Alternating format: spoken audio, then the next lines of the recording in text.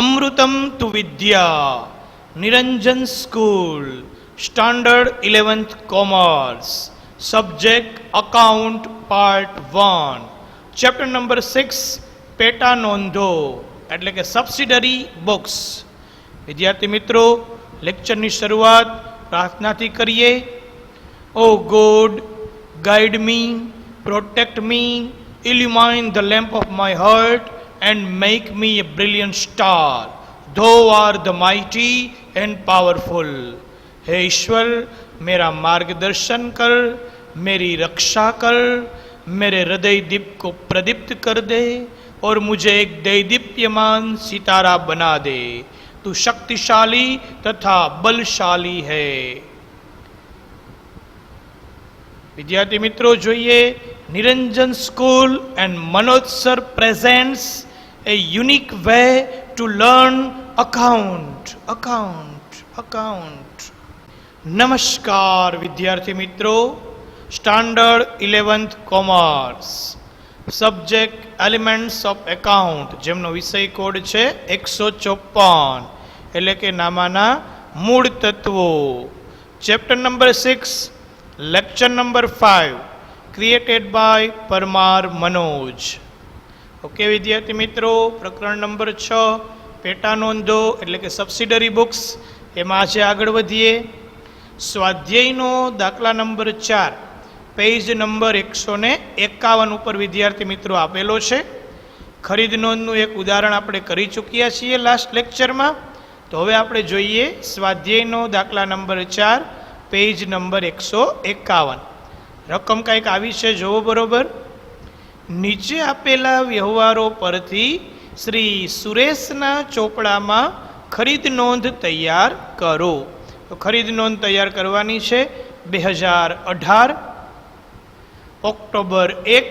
રકમ આપી છે ₹10,000નો માલ દીપક પાસેથી 1 માસની શાખ પર ખરીદ્યો. તો ઉધાર ખરીદી થઈ વિદ્યાર્થી મિત્રો. તો ખરીદ નોંધમાં આની નોંધ કરશું. દીપક ખાતે 10,000. 3 તારીખ, ₹20,000નો માલ સરદાર સ્ટોર્સમાંથી 10% વેપારી વટાવે ખરીદ્યો. ભરતિયા નંબર 116. હવે જુઓ, 20,000નો માલ નામ આપ્યું છે એટલે ઉધાર જ ખરીદ્યો હોય. વેપારી વટાવ બાદ થશે તો 20,000ના 10% એટલે થાય 2,000. 2,000 બાદ એટલે 18,000નો માલ ખરીદ્યો કહેવાય. તો સરદાર સ્ટોર્સ ખાતે આવક ભરતિયા નંબરમાં લખશું 116 અને રકમના ખાનામાં લખશું 18,000. ત્યાર પછી 7 તારીખ વિદ્યાર્થી મિત્રો, ₹18,000નો માલ પંકજ પાસેથી રોકડેથી ખરીદ્યો. જો વિદ્યાર્થી મિત્રો, આમાં રોકડ શબ્દનો ઉલ્લેખ છે. રોકડેથી ખરીદ્યો તો આ રોકડ મેળમાં જશે, ખરીદ નોંધમાં આવશે નહીં. ખરીદ નોંધમાં તો માત્ર ઉધાર ખરીદીની જ નોંધ થાય છે, રોકડ ખરીદીની નહીં, એટલે આ વ્યવહાર આવશે નહીં. 15 તારીખ, રાજેશને ₹20,000નો માલ 10% વેપારી વટાવે મોકલી આપવા ઓર્ડર આપ્યો. તો રાજેશને 20,000નો માલ 10% વેપારી વટાવે મોકલી આપવાનો હજી ઓર્ડર જ આપ્યો છે, કોઈ વિનિમય કાર્ય થયું નથી, એટલે આ વ્યવહારની નોંધ અહીંયા થશે નહીં. 20 તારીખ, ₹16,000નું ફર્નિચર વ્યાસ ફર્નિચર માર્ટમાંથી 1 માસની શાખ પર ખરીદ્યું. કેટલાનું? 16,000નું ફર્નિચર ક્યાંથી લીધું? તો કે વ્યાસ ફર્નિચર માર્ટમાંથી 1 માસની શાખ પર ખરીદ્યું. ચલો, ફર્નિચર ખરીદ્યું છે. ફર્નિચર એટલે મિલકત. તો આપને ખ્યાલ છે કે ભાઈ મિલકતના વ્યવહારોની નોંધ અહીંયા થતી નથી વિદ્યાર્થી મિત્રો. માલની ખરીદીની જ નોંધ થાય. ફર્નિચર મિલકત છે એટલે આની નોંધ પણ થશે નહીં. 21 તારીખ, રાજેશે ઓર્ડર મુજબનો માલ મોકલી આપ્યો. તો રાજેશને જુઓ 15 તારીખમાં ઓર્ડર આપણે આપ્યો તો 20,000નો માલ 10% વેપારી વટાવ. તો 20,000ના 10% બાદ કરી દો એટલે 18,000 થશે.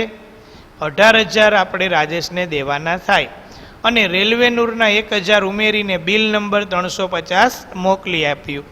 હવે વિદ્યાર્થી મિત્રો, રેલવે નૂરના તો એમને ચૂકવા છે, રોકડા ચૂકવા છે, એટલે એની નોંધ ખાસ આમ નોંધમાં થશે.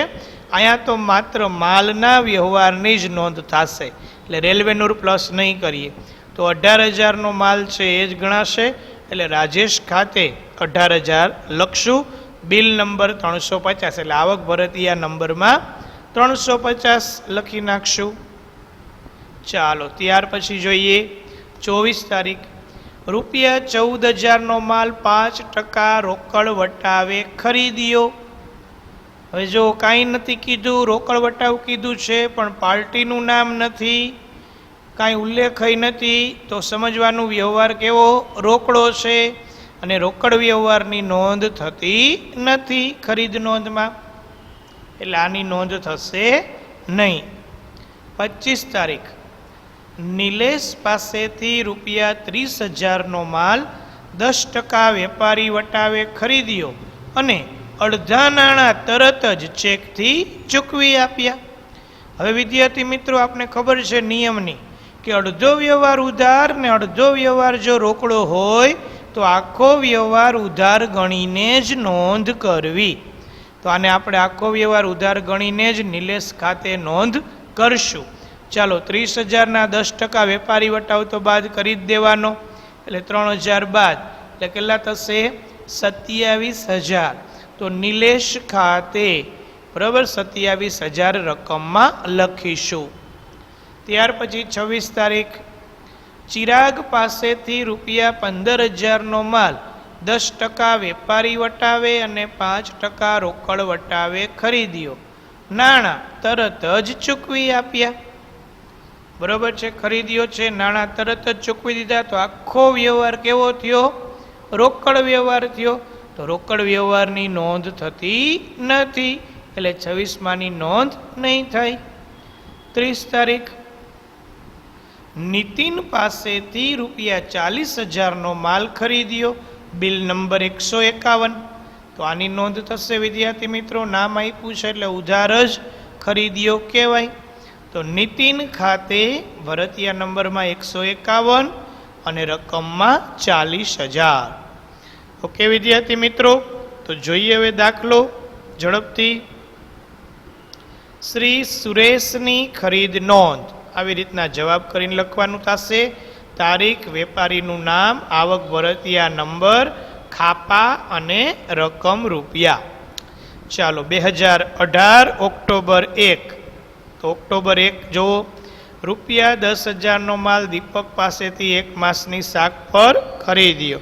તો નોંધ આવી રીતના થશે. ઓક્ટોબર 1 દીપક ખાતે રકમના ખાનામાં 10,000.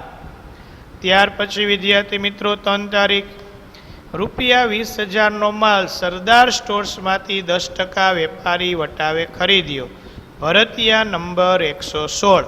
તો વેપારી વટાવ 10% એટલે 2,000 બાદ 18,000નો થશે. જુઓ 3 તારીખ. સરદાર સ્ટોર્સ ખાતે આવક ભરતિયા નંબર 116.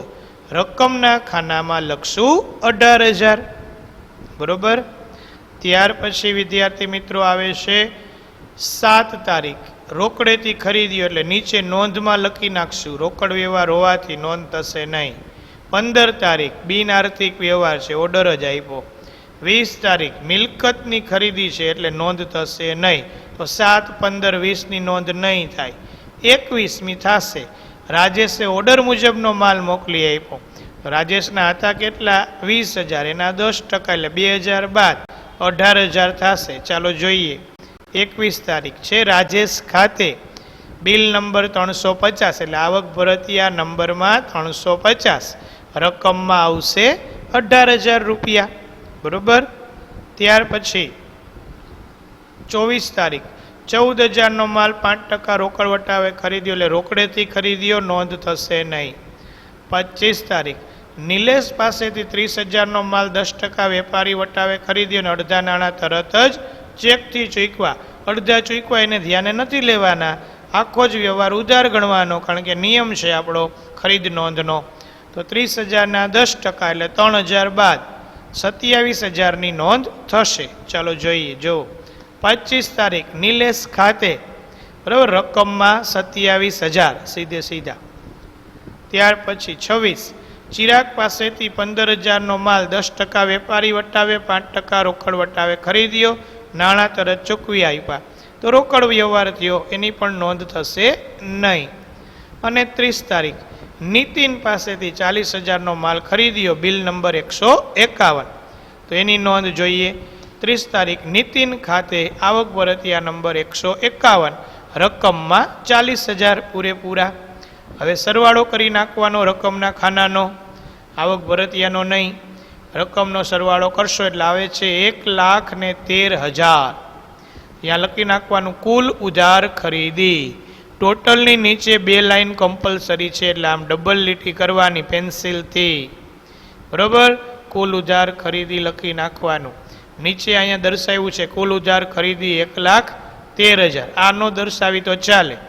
અહીંયા 1,13,000 કુલ ઉધાર ખરીદી, એટલે આપણી સુરેશની ખરીદ નોંધ પૂરી, બરાબર. હવે જે વ્યવહારની નોંધ નથી થઈ એની નોંધ નીચે લખવી ફરજિયાત છે વિદ્યાર્થી મિત્રો. તો ચાલો જોઈએ.